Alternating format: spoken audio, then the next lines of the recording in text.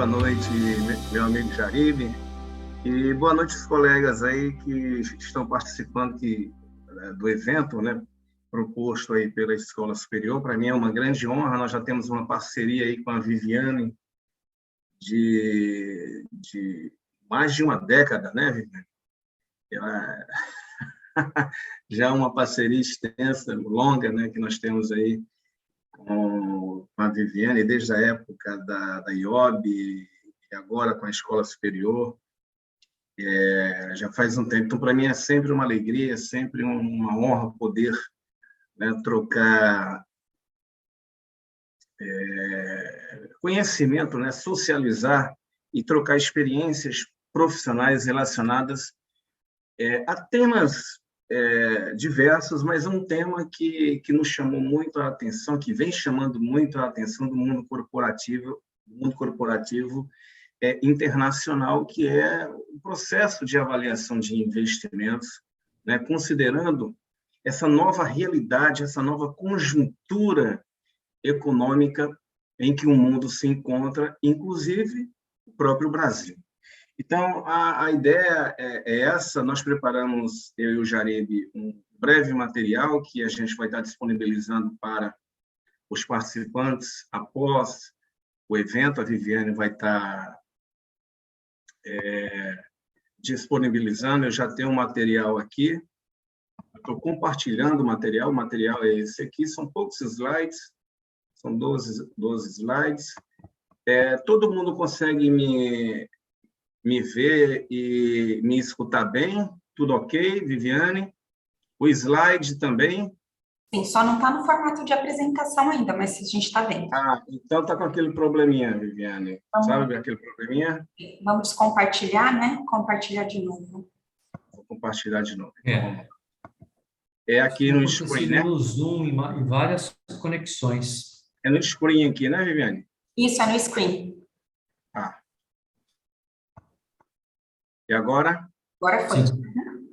Está passando? Está passando.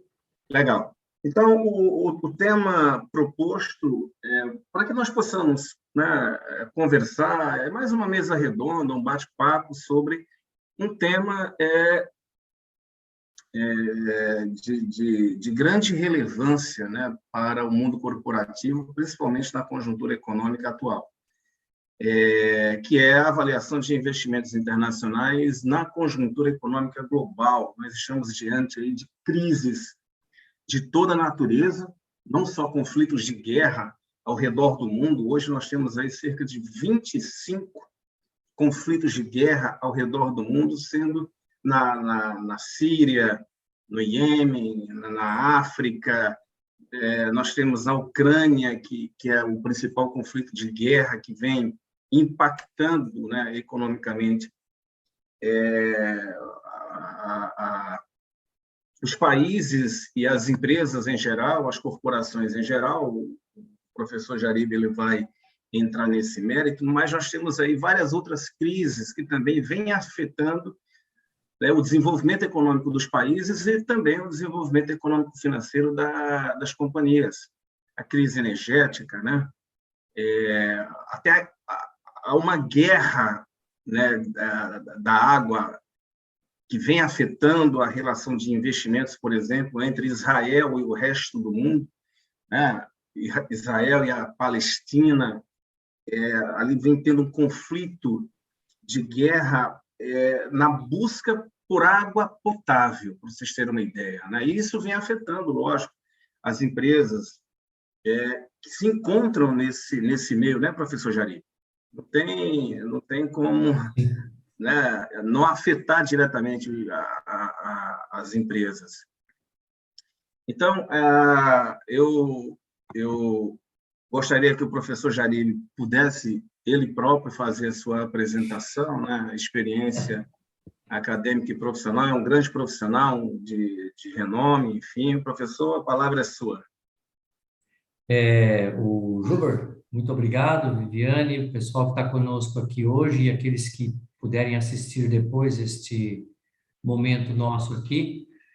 O Júber sempre gentil, com o descritivo da minha carreira profissional, sempre faz um destaque sucinto e muito profundo. Realmente, sempre te agradeço, viu, João? Ah, tenho experiência com o Joubert especificamente já há muitos anos, a gente tem tido essa experiência de tanto de seminários, de treinamentos, de cursos, quanto de livros. Eu acompanhei um livro que o Joubert e uma equipe publicaram há muitos anos atrás. Foi uma experiência muito boa. Eu até um dia desse estava procurando aqui na minha biblioteca aquele livro que eu fiquei de lembrança. Eu realmente não encontrei, mas porque a minha biblioteca está um pouco desorganizada nesses dias, viu, Joubert? Então eu vou resgatar novamente. Foi A uma minha satisfação também. há muitos anos.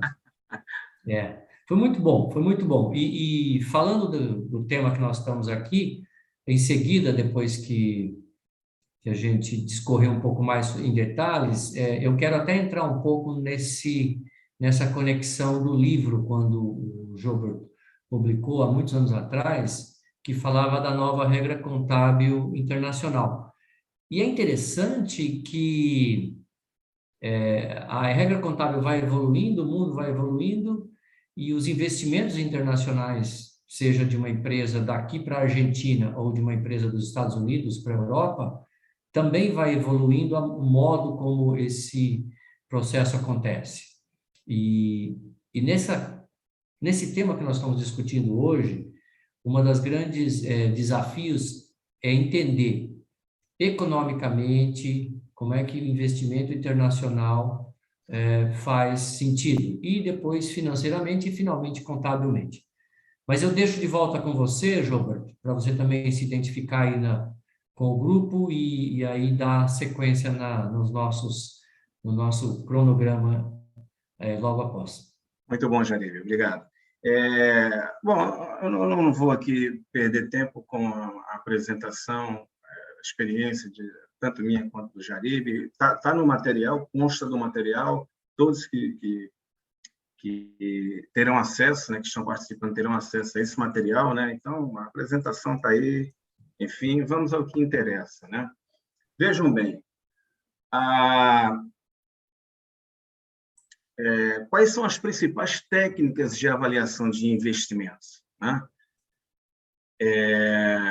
Que estão disponíveis para que uma companhia possa avaliar a viabilidade econômico-financeira de um projeto de investimento, bem como para que uma companhia possa avaliar a rentabilidade, né, do investimento que ela propiciou aos seus sócios e acionistas, bem como, né, a rentabilidade que ela propiciou a ela própria, né, diante dos investimentos que ela fez na aquisição e ou construção, produção de ativos.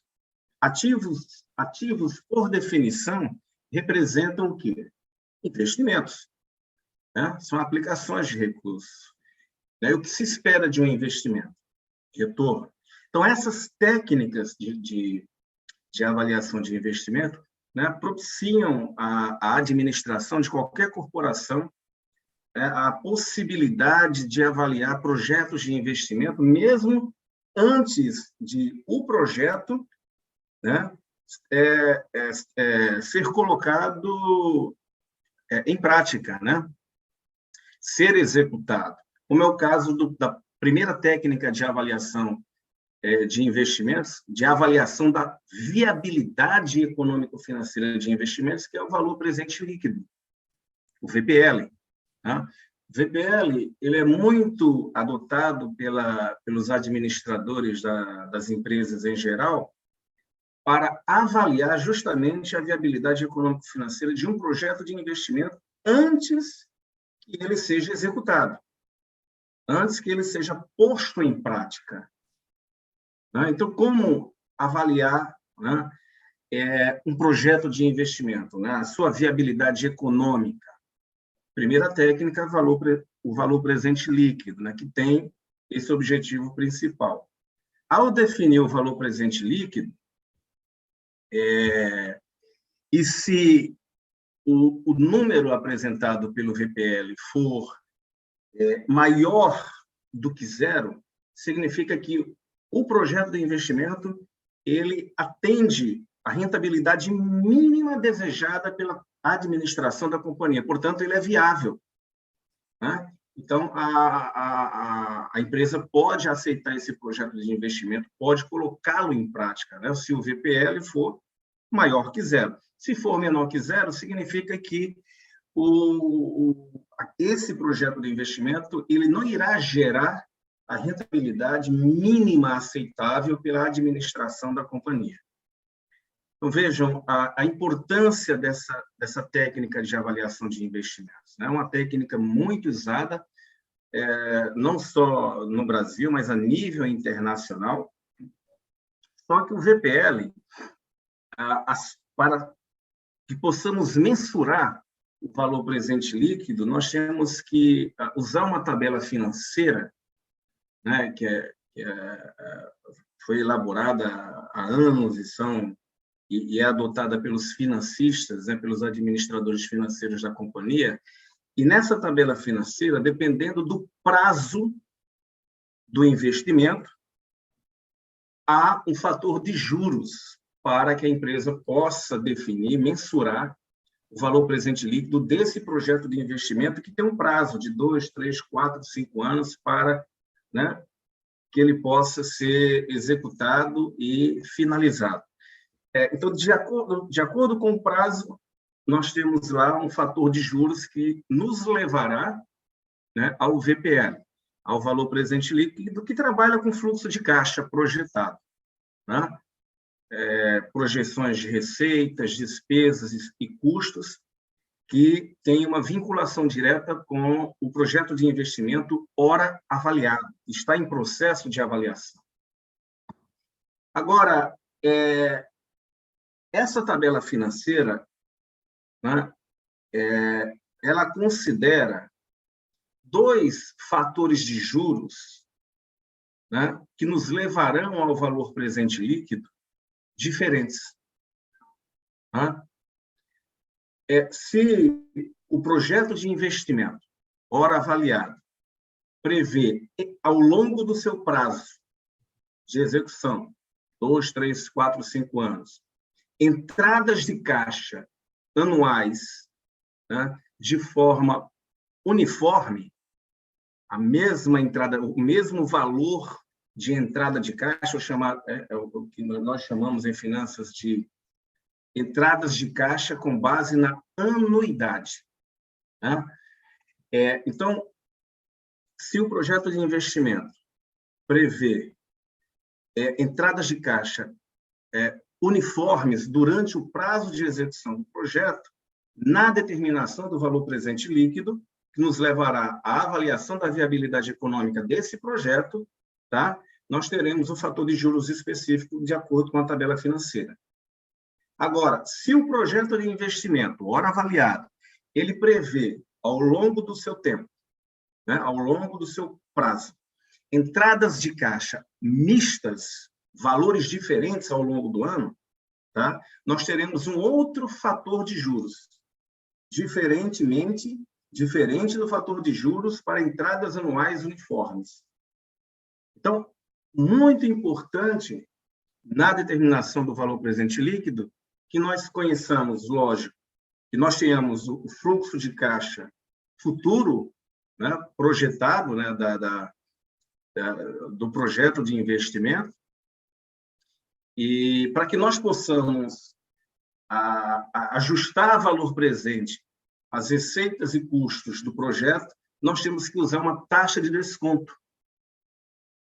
Essa taxa de desconto é justamente o fator de juros, previsto na tabela financeira, né? E há 2 fatores de juros, um para entradas de caixa uniformes, outra para entradas de caixa com valores diferenciados.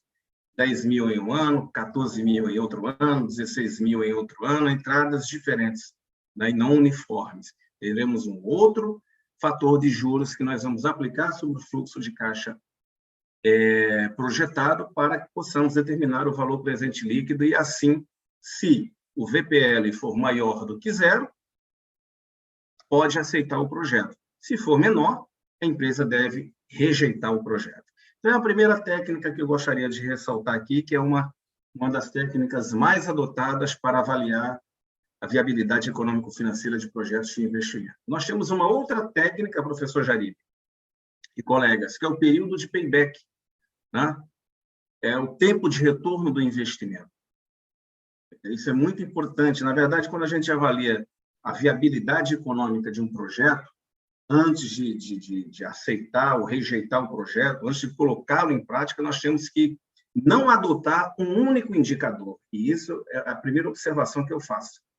Não é um único indicador que vai determinar se um projeto ele é aceitável ou não, né? Se ele garantirá ou não aquela rentabilidade mínima aceitável pela administração da empresa. Mas é um conjunto de indicadores, como, por exemplo, o payback, o tempo de retorno do investimento inicial. O período de payback nada mais é do que o prazo que o projeto vai, né, que está em execução, que foi aprovado, enfim, que está em execução, vai levar, né, para que devolver o investimento inicial à corporação. Então, eu tenho que mesclar, né, as técnicas de avaliação de investimento, VPL, de forma conjunta com o período de payback, né, que é o tempo de retorno do investimento, que é uma técnica também muito importante. E se o prazo para recuperar, de acordo com o período de payback, o investimento inicial que foi feito pela companhia, né, se ele for menor do que o prazo máximo aceitável de recuperação, de retorno, né, do investimento inicial, se o período de payback, né, hora definido pela administração, for menor do que o máximo aceitável, então a empresa deve aceitar o projeto.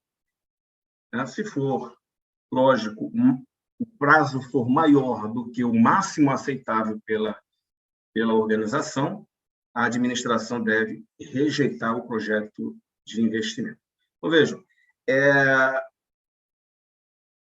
temos que adotar não só um indicador, mas é um conjunto de indicadores que irão nos propiciar mais segurança para que nós possamos tomar a decisão de onde e como investir recursos financeiros, né? Alocar recursos, realizar investimentos, seja no mercado doméstico brasileiro, seja no mercado internacional, e principalmente no mercado internacional, professor Jair, diante, né, dessa confusão toda que o mundo está vivendo, né? Não só de pandemia, mas de conflitos de guerra, e temos aí a guerra na Ucrânia, que está afetando os países ao redor do mundo. O professor Jaribe vai falar um pouco disso. Nós temos ainda uma terceira técnica de avaliação de investimento, que é a TIR, a taxa interna de retorno, né? A taxa interna de retorno ela tem uma vinculação, uma ligação com o valor presente líquido, com o VPL. A taxa interna de retorno é como se fosse uma taxa de desconto, tá? É uma taxa estimada pela companhia, né, para avaliar também a viabilidade de projetos de investimentos. E se a taxa para cada técnica de avaliação de investimentos há uma fórmula matemática, né, para determinar lá o indicador, o VPL, o payback, e a taxa interna de retorno, inclusive, tem uma formulinha matemática. Eu não vou entrar no mérito aqui das fórmulas matemáticas, porque isso aí está nos livros, se encontra nos livros de finanças, e o professor Jaribe, com sua expertise na área, no treinamento que nós vamos realizar de controladoria internacional, tem um módulo que é sobre avaliação de investimentos, um módulo de 4 horas. O professor Jaribe, aí sim ele vai apresentar na prática, né, professor? Essas fórmulas, os estudos de casos, enfim. Então, se a taxa interna de retorno ela for ativa, né, for maior do que o custo de capital da empresa, o projeto deve ser aceito, ele é viável. Se a taxa interna de retorno for menor do que o custo de capital da companhia, significa que o projeto ele é inviável economicamente. Então, vejam, temos 3 técnicas para avaliar a viabilidade econômica de projetos de investimento. São essas 3 as principais. Nós temos outros indicadores que não necessariamente têm como objetivo avaliar a viabilidade econômica de um projeto de investimento antes que esse projeto seja colocado em prática, seja executado pela empresa. As 3 técnicas que têm esse objetivo são essas 3 que eu acabei de mencionar: VPL, Payback e a TIR. Nós temos ainda o EBITDA, né? O lucro antes dos juros, dos impostos sobre lucro, da depreciação do imobilizado, da exaustão do ativo biológico, da amortização do ativo intangível, né? O EBITDA nada mais é do que um indicador que propicia informação financeira sobre a geração de caixa proveniente, né, das atividades operacionais da empresa, né, o fluxo de caixa operacional da empresa. Agora, o EBITDA ele é muito adotado pelas companhias para remunerar os administradores-chave, a direção executiva da empresa. E por isso mesmo, justamente por esse fato, que é o indicador que pode ter uma forte influência da administração. É aí que entra a avaliação da tendenciosidade da administração na determinação do EBITDA. Por exemplo, vai falar de provisão para o administrador, para o diretor executivo. Se ele for remunerado pelo EBITDA, vai falar de provisão, porque provisão reduz o lucro, né? Vai reduzir o EBITDA. É despesa, né? É contabilizado como despesa. Você falar de provisão para um administrador que vai afetar o resultado, né, o indicador EBITDA e o resultado econômico, o desempenho econômico da empresa, que é o lucro contábil, representado pelo lucro contábil, o cara fica maluco. Então, esse indicador nós temos que ter um certo cuidado, porque ele pode ter uma certa influência da própria administração, caso a administração seja remunerada com base, né, nesse indicador. Não só nesse indicador, mas sendo esse indicador um dos principais. Então, a tendenciosidade, ela existe. Eu falo isso por conta da minha atuação no mercado de auditoria independente, né?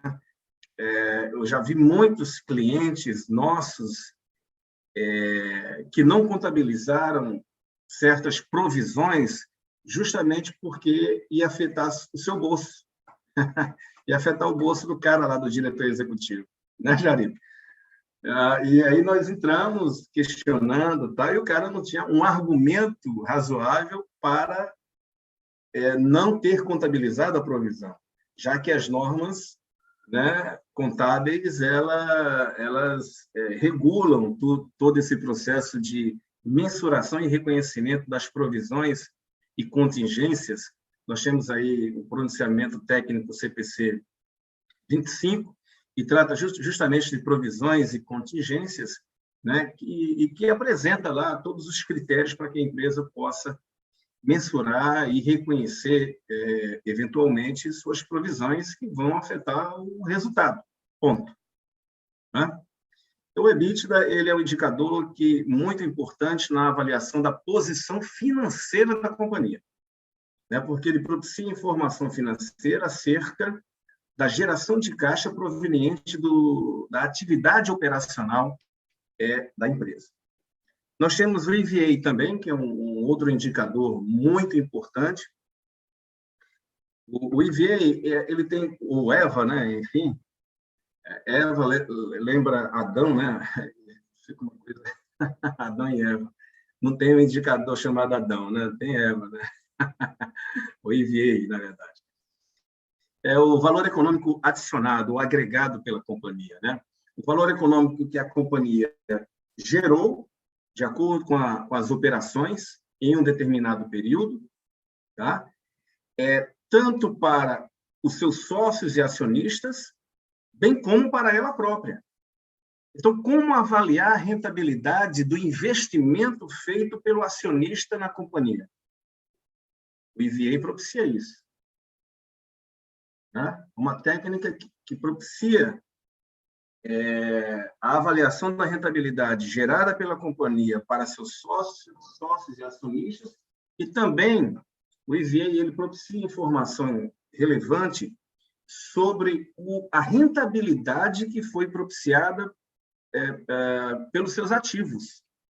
Então, todo investimento que a empresa fez na aquisição, na construção, na fabricação de ativos, ao final de um período, esse ativo ele gerou, né? Qual foi a rentabilidade gerada por esse investimento em ativos feito pela própria companhia? É o retorno da empresa, é a rentabilidade da própria companhia diante dos investimentos que ela fez em ativos, né? Mas o EVA também, como eu já falei, propicia informação relevante acerca da rentabilidade do sócio e do acionista em um determinado período.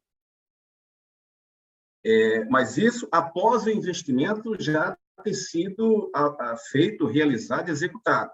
Então, o EBITDA, o EVA, são técnicas que avaliam retorno do investimento, né, quando o projeto já tiver sido executado ou quando ele esteja em execução.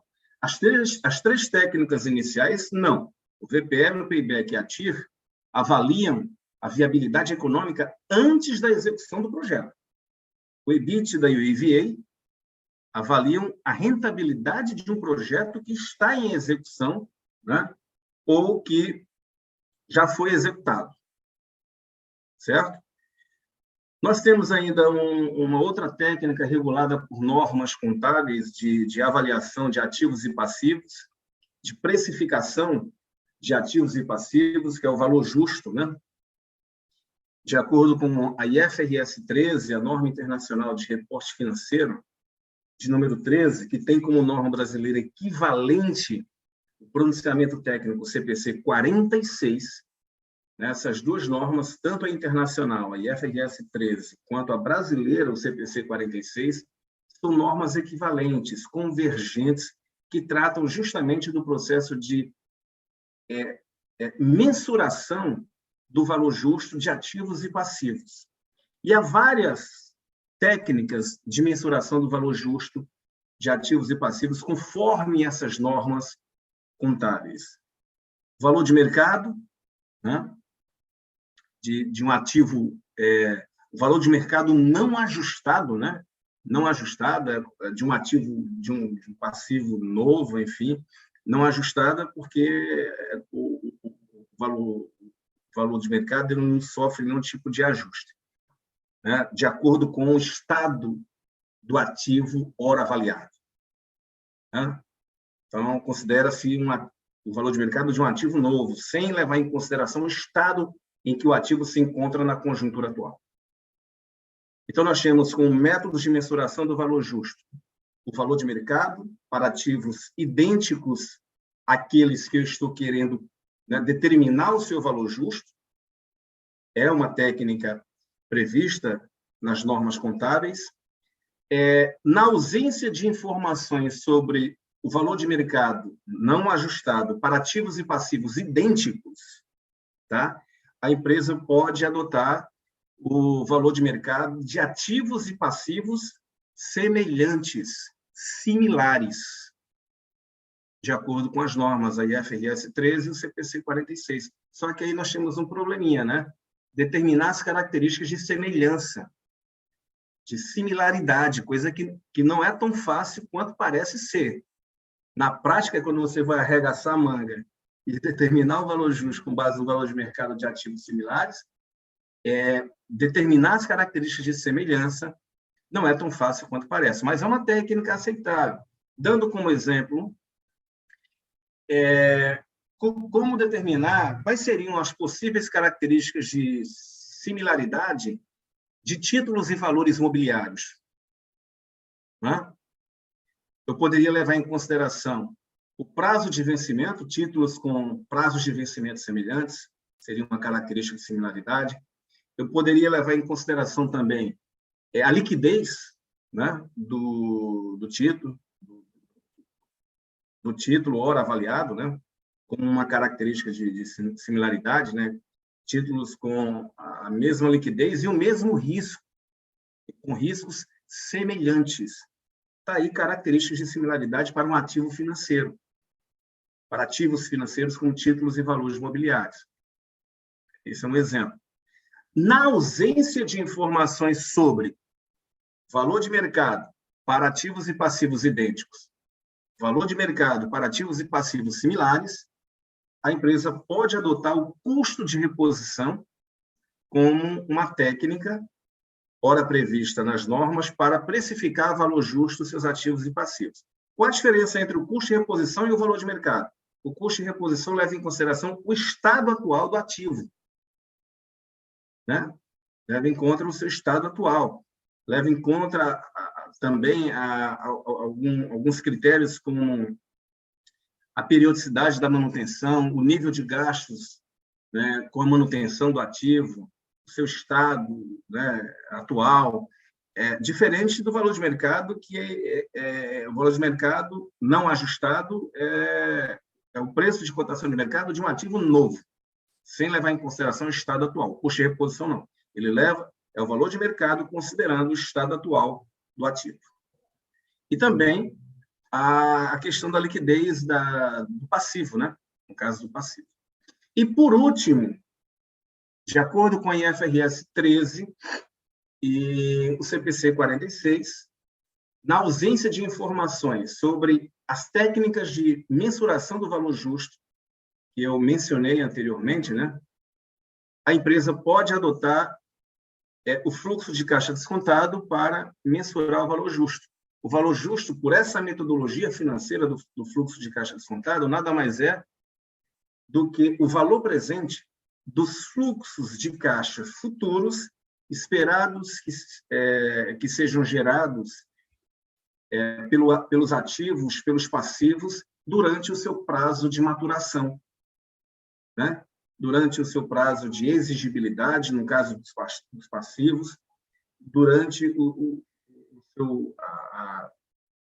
prazo de maturação dos ativos, no caso, prazo de vencimento, se for um ativo financeiro que tenha prazo de vencimento já pré-determinado, a vida útil, né, de ativos biológicos, de ativos imobilizados e ativos intangíveis. Então, o que se espera, né, de retorno econômico, né, por essa metodologia do fluxo de caixa descontado na mensuração do valor justo. Então, o fluxo de caixa descontado é um método tanto para mensurar individualmente ou de forma conjunta ativos e passivos, o valor justo de ativos e passivos, mas o fluxo de caixa descontado é uma metodologia financeira amplamente usada no mundo para precificar empresas, atribuir o valor econômico de uma empresa, por meio do processo de valuation, né? Avaliação de empresas.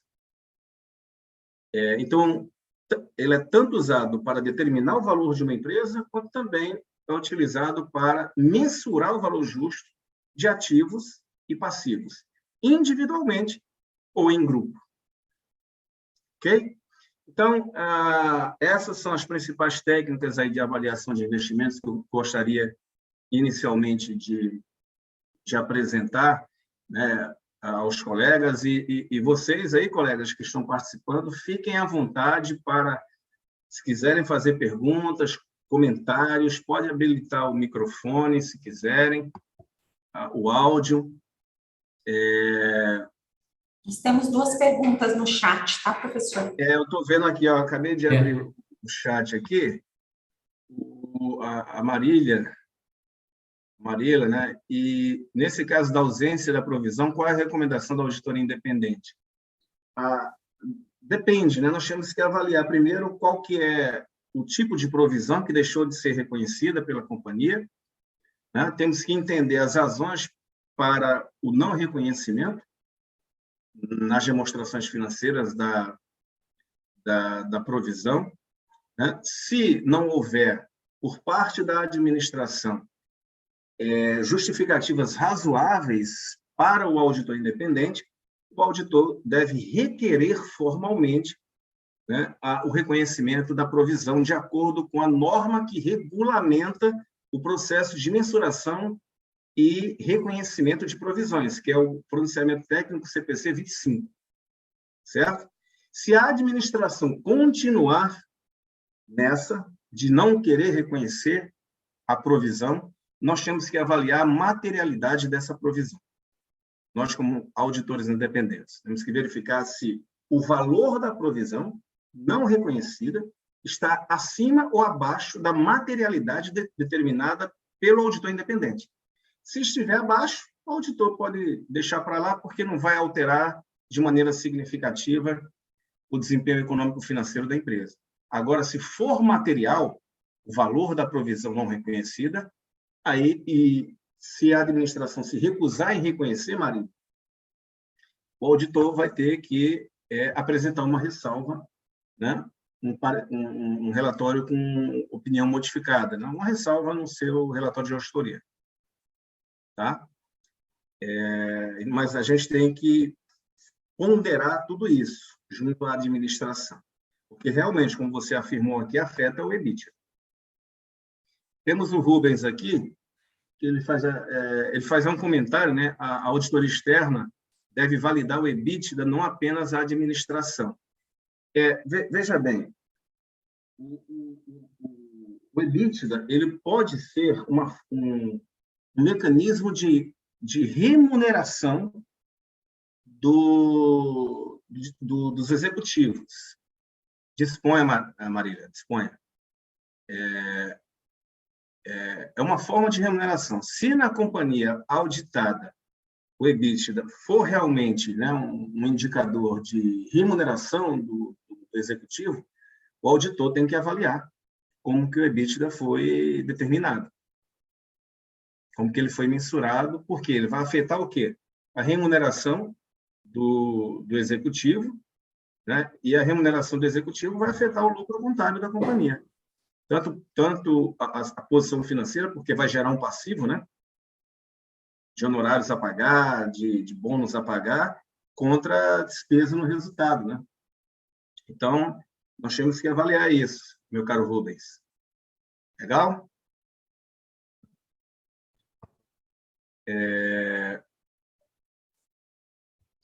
Bom, por enquanto é isso. Eu agora passo a palavra aí para o Jaribe. Jaribe, palavra é sua, meu amigo. Conjuntura econômica. Obrigado, Robert.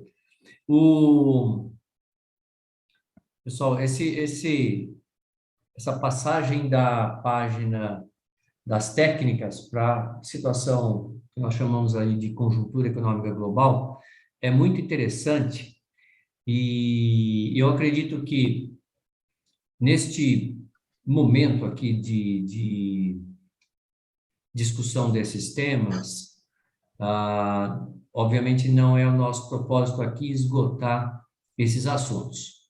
O Jober passou toda a técnica que existe hoje, comum e disponível, de avaliação de investimentos, de forma super abrangente. E nesse tempo que nós temos agora, nós vamos falar um pouco da conjuntura econômica global, mas certamente nós não vamos esgotar o assunto. E eu queria estabelecer um pano de fundo cultural que afeta, inclusive, os indicadores ou a técnica de avaliação de investimentos que o Jober expôs, e também afeta como cada cultura vê a conjuntura econômica global. Talvez vocês já devem, a nossa audiência aqui já deve ter muitas vezes se deparado com situações típicas em que as notícias reportam, a cultura está aí. Os asiáticos têm um horizonte no futuro. Os europeus têm outro horizonte. E as Américas aqui, obviamente, principalmente dominante pelos Estados Unidos, mas de forma geral, o horizonte de futuro das Américas, em especial dos investidores americanos, é diferente do horizonte dos europeus e é diferente do horizonte dos asiáticos. O que acontece como consequência disso? As técnicas de investimento provavelmente vão variar se uma empresa, e aqui usando o Brasil como o objetivo de um investimento, caso algum da nossa audiência esteja em algum momento numa oportunidade em que ele precisa ajudar o estrangeiro a analisar o seu potencial investimento no Brasil. Pensando nessa ótica, vale a pena saber um pouco da cultura, da origem daquele investidor.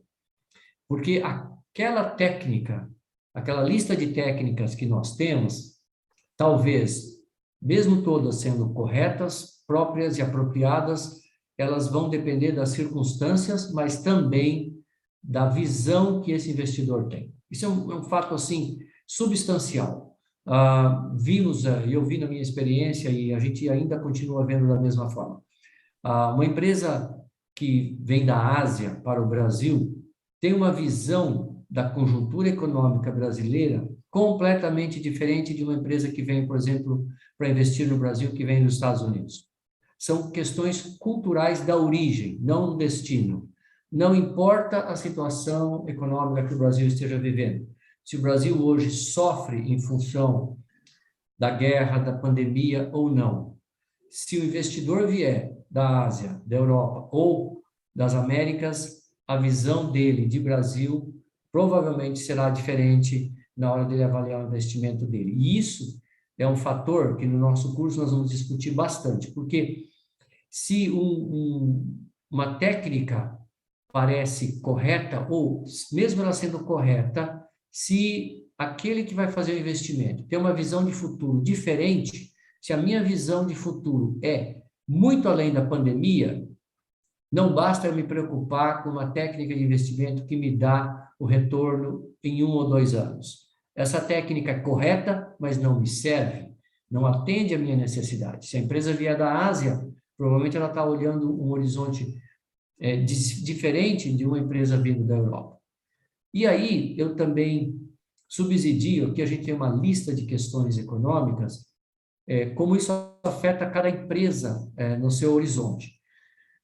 Uma empresa, e eu estou usando o Brasil como o destino do investimento. Muitas empresas estrangeiras têm investido no Brasil. Alguns, se a gente assistir as notícias na televisão, ler as notícias na internet, às vezes nós somos dissimulados para a realidade.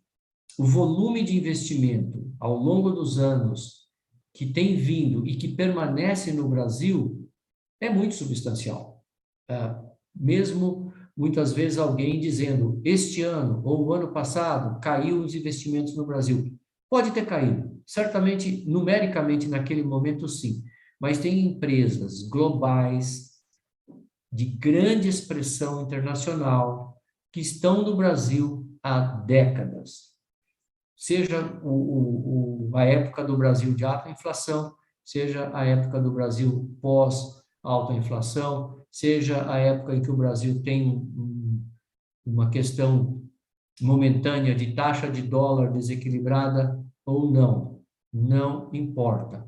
Então, a questão da conjuntura econômica global precisa conjugar com a questão da técnica de investimento e com a origem do investidor, porque isso vai afetar muito essa técnica. Se alguém da nossa audiência hoje atua numa empresa de origem europeia, certamente é muito importante ele dominar muito a cultura, como que o europeu está pensando em relação ao Brasil.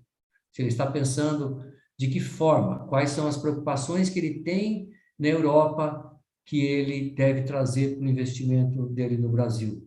Por exemplo, essa questão infeliz que nós estamos tendo da conjuntura momentânea aí, tivemos uma pandemia, agora temos um desequilíbrio devido a uma guerra iniciada. Áreas que foram pesadamente afetadas por esse período. A logística, esse processo da cadeia de suprimento foi a principal área. Provavelmente, algumas regiões estão mais tranquilas quanto a isso. Provavelmente, outras regiões estão muito menos tranquilas quanto a isso. A questão de produção e depois do trânsito, da movimentação dessas cargas. Isso afeta. Se uma empresa planeja investir no Brasil, vai usar uma técnica de investimento, tem que se preocupar com a conjuntura econômica global, com a conjuntura econômica brasileira. Mas se essa empresa não estiver também levando em conta a questão desse entorno de disponibilidade de suprimentos e coisas semelhantes, então aquela técnica de investimento pode, eventualmente, ter fatores que não teriam sido considerados no início. Eu dou um exemplo, sem citar o nome de empresa, a gente procura sempre evitar o nome das empresas nos nossos cursos, nas nossas palestras, mas eu comento de forma geral, a área, por exemplo, é um setor, o setor de supermercados. Tem muitos supermercados europeus, tem muitos supermercados asiáticos, tem supermercados brasileiros, tem supermercados americanos, todos eles estão no Brasil. Aí entra um detalhe interessante, alguém que vai expandir na área de varejo. Não importa, nesse momento, de onde vem o capital. Por quê? Porque o varejo precisa do suprimento. E aí entra um item fundamental que nós vamos discutir muito, é a questão do suprimento, seja ele local ou remoto. A pandemia mostrou o quanto certas máximas, certas premissas do passado, de que agora o mundo é globalizado, já existem artigos dizendo que o mundo globalizado acabou. Porque hoje, se dependemos de ser supridos por algo da Ásia ou da Europa, nós temos um fator adicional de risco nesse investimento nosso. Se eu planejo fazer um investimento no Brasil e eu tenho que ver a taxa de retorno interna, seja qualquer uma daquelas técnicas que nós vamos usar, e eu não levar em conta se eu tenho o suprimento necessário, se ele é local ou remoto, e quais os fatores de risco associados a esse suprimento, então a minha técnica de investimento precisa comportar esses fatores, que o Joubert trouxe aqui com muito clareza, essa questão das técnicas. E aí nós vamos se você me permite, Jaribe, Sim, claro, exatamente isso. Só dando como exemplo essa questão dos suprimentos, nós temos aí, já há algum tempo, a falta de semicondutores, né, afetando a indústria automobilística, não só a indústria automobilística, né, mas outras indústrias também.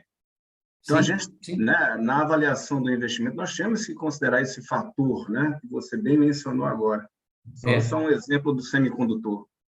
E isso leva a gente para um artigo, como eu já escrevi esse artigo há algumas décadas, então o artigo ele vale até hoje, mas ele já tem uma certa idade, que eu falei muito sobre os semicondutores do passado, viu, Júlio? E eu me lembro que quando a gente discutiu isso, foi numa época que havia uma potencial possibilidade de investimento no setor de semicondutores no Brasil. Não aconteceu. Não aconteceu. De fato, a produção de semicondutores no Brasil, por mais que se alguém da nossa audiência depois quiser conversar mais em detalhes sobre isso, eu estou sempre à disposição. Porque quando eu escrevi esse artigo, muita gente me ligou, muitos investidores me ligaram, questionando por que eu estava sendo tão enfático no fato de que não tínhamos investimentos em semicondutores no Brasil.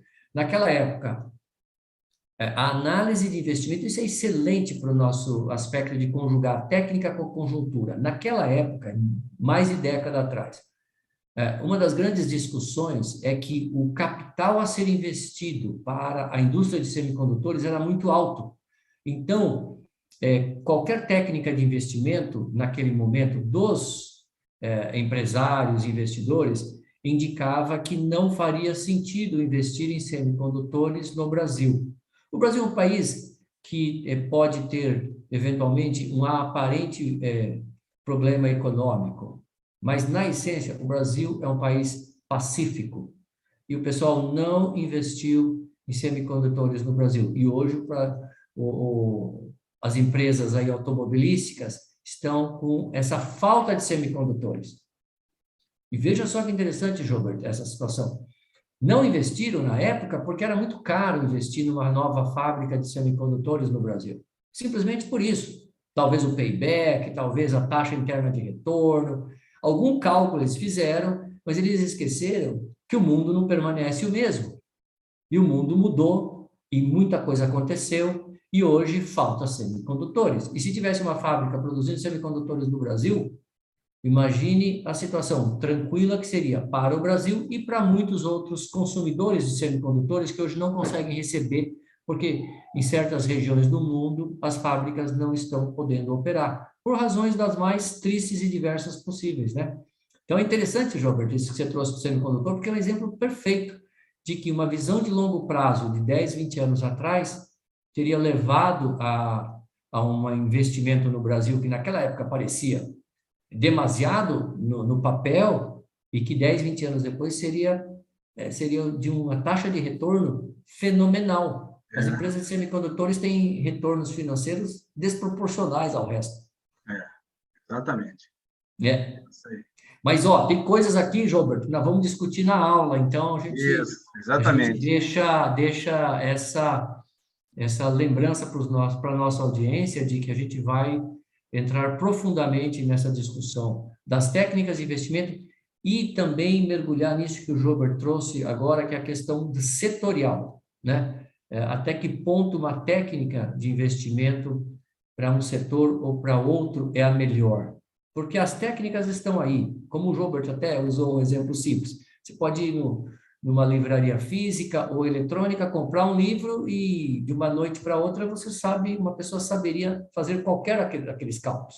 Então, os cálculos, pessoal, não é a coisa mais preocupante na técnica de investimento. O cálculo em si, o Gilbert falou isso muito bem, falou, nós vamos discutir as técnicas, mas se alguém quiser saber antes, é só pegar um livro, né, Gilbert? Como você falou, né? É por aí.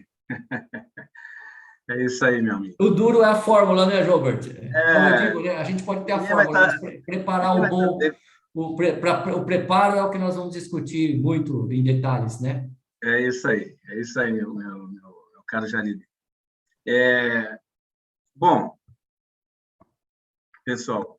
Eu queria, Gilbert, se você permitir, sim. Eu queria só explorar um detalhe mínimo da questão do EBITDA, posso?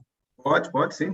Não, eu queria só explorar, porque eu acho que esse item do EBITDA é muito bacana e ele é sempre um item de grande debate. Até, só para ilustrar, depois a gente vai discutir mais isso também, no momento oportuno, mas claro. O que acontece? Esse assunto do EBITDA é tão debatido que tanto a CVM, que é o órgão regulador das empresas abertas no Brasil, determinou o que é o EBITDA oficial.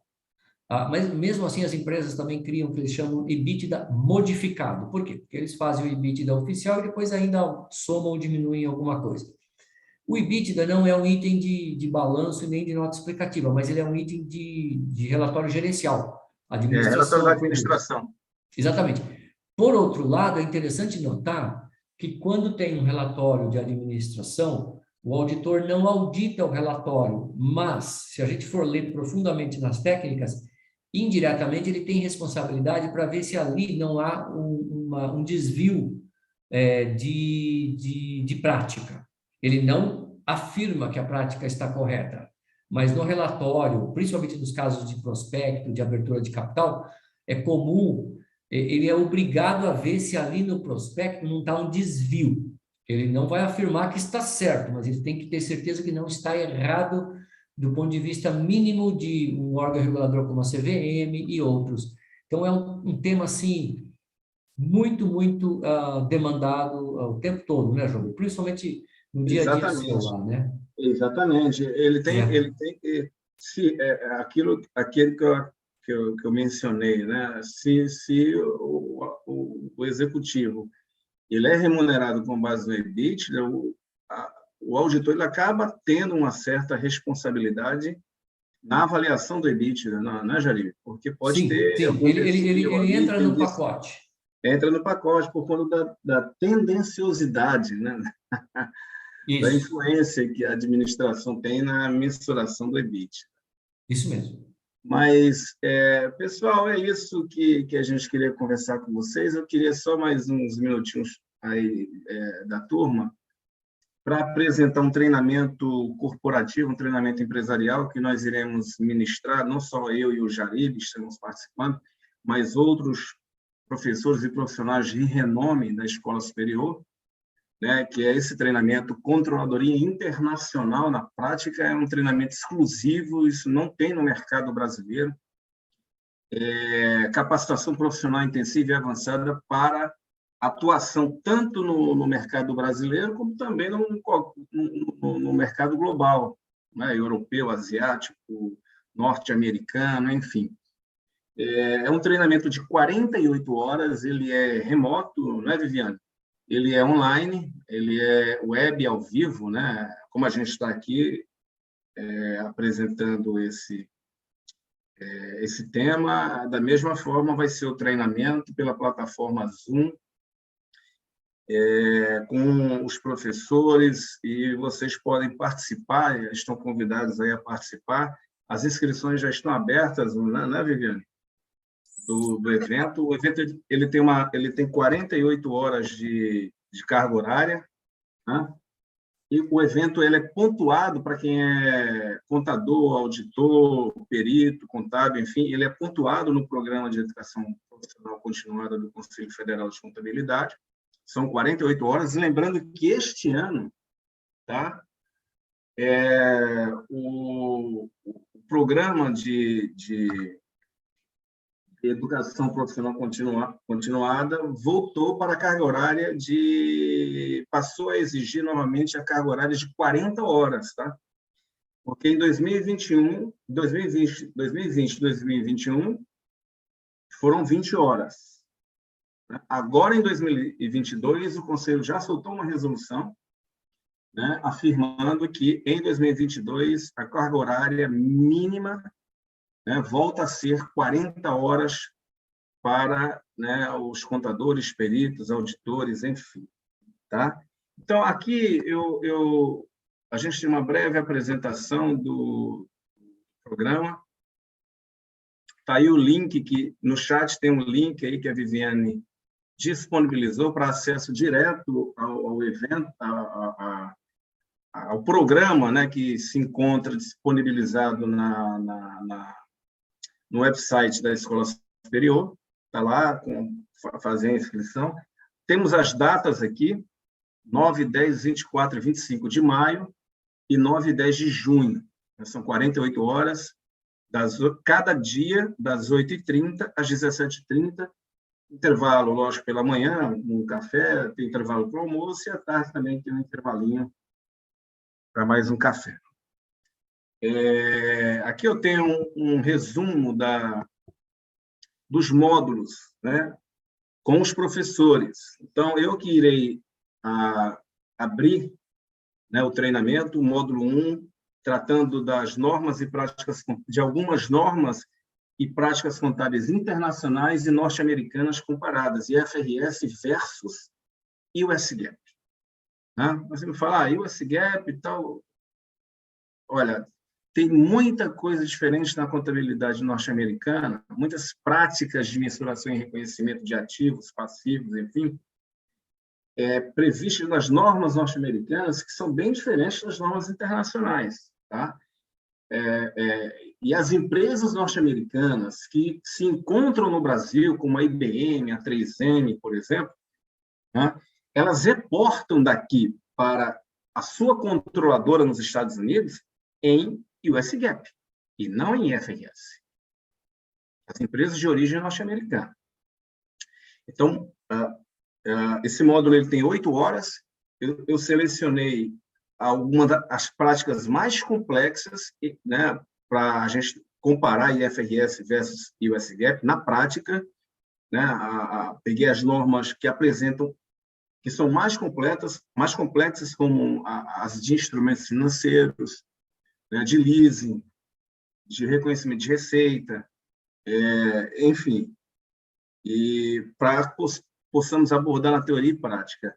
No dia seguinte, o professor Lorivaldo Lopes da Silva, que é um cara de renome nacional, já publicou vários livros, é muito conhecido, também já é parceiro aí da Escola Superior, da Viviane, já há longas datas, é meu sócio, é um dos sócios da Devolt, né, uma empresa que eu estou vinculada a ela, que fica em São Paulo, que vai tratar, no módulo 2, do tema Gestão Tributária Nacional e Internacional, Transfer Price, preços de transferência, tanto na importação quanto na exportação.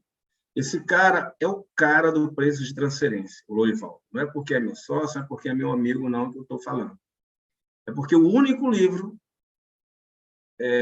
o principal livro sobre transfer price foi publicado por ele. E até hoje, e foi o único livro de um autor brasileiro, pelo menos que eu conheço, que foi traduzido para o inglês, para a língua inglesa, pela IOP Sage.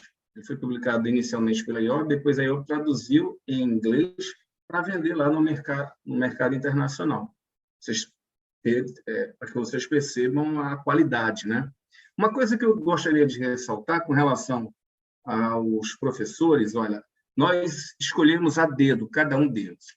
São profissionais que têm experiência acadêmica, né? Sabem passar o conhecimento, sabem socializar o seu conhecimento, cada um na sua área, mas que têm experiência empresarial, que estão ali no dia a dia, estão no mercado ali quebrando a cabeça, arregaçando a manga e auxiliando as empresas aí no seu desenvolvimento econômico. Ou seja, não bastava apenas o cara ter titulação, né, ser doutor em contabilidade, em administração, mas sem nunca ter resolvido um problema na empresa, né, Jari?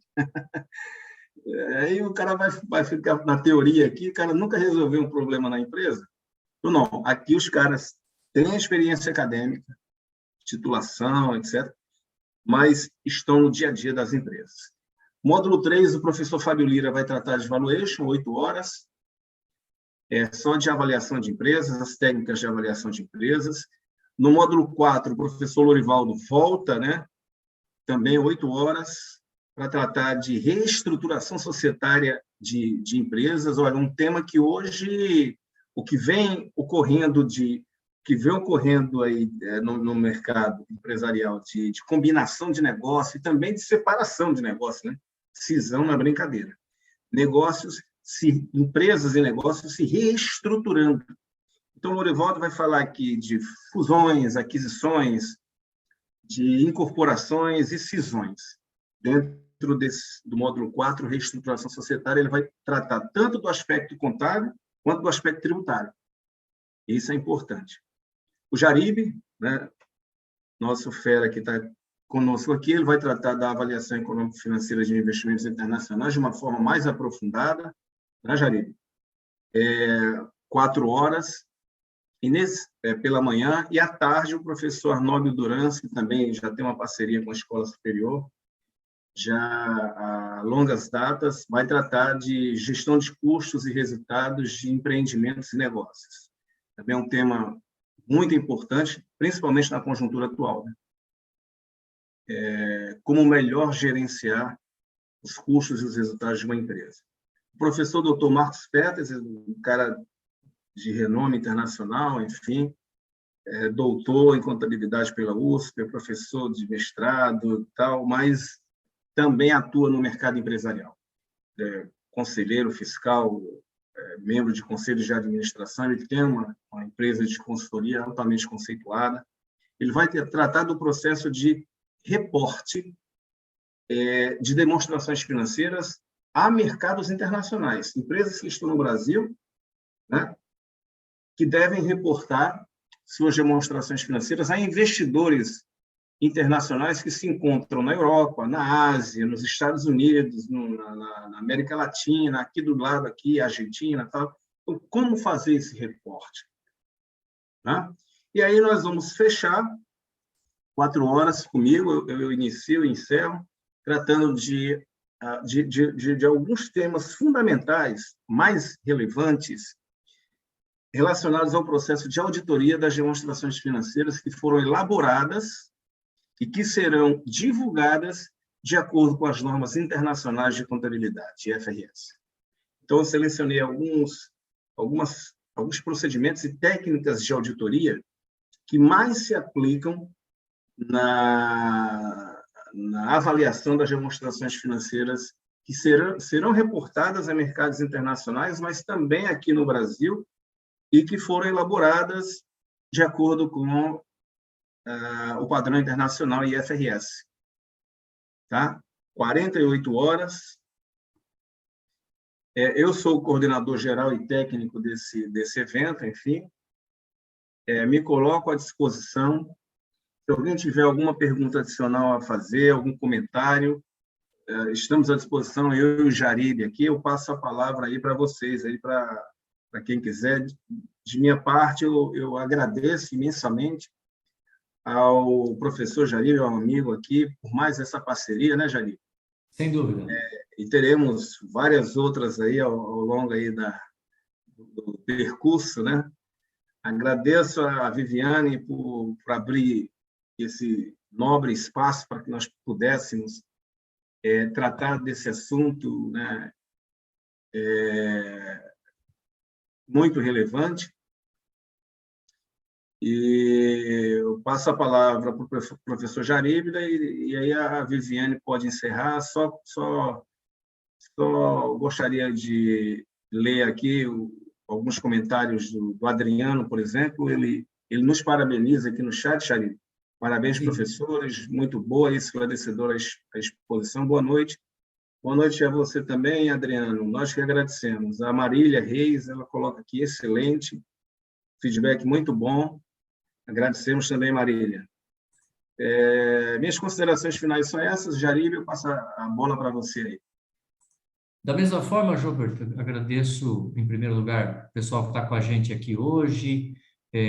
Já deixo o meu agradecimento antecipado àqueles que tiverem oportunidade depois de poder ver a síntese que nós vamos ter deste momento aqui.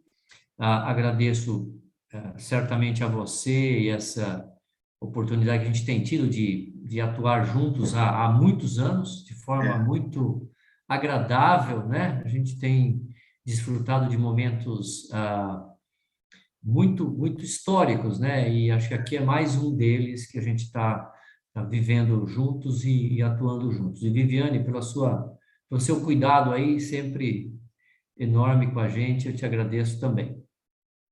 Legal. Antes de Viviane, só um segundinho. A Marília Reis, ela colocou aqui o seguinte, ó: poderia pensar no futuro em um curso prático de auditoria. Marília, nós já temos esse curso de 40 horas. Eu sou o professor. O curso chama-se Avançado e Intensivo em Auditoria Independente. Tá? Então, nós tratamos basicamente de quase todas as normas, teoria e prática, com modelos de documentos, desde modelo a uma carta de contratação, a modelo de planejamento, de como elaborar um planejamento, modelos de relatórios de auditoria, modelos práticos de como determinar materialidade no contexto da auditoria. Nós já temos e estamos com inscrições abertas pela Escola Superior. São 40 horas, também pontuado lá no Conselho Federal, o Programa de Educação Profissional Continuada. E esse treinamento, Marília, né? Ele tem um diferencial que ele também prepara o participante do treinamento para a prova do CNAE.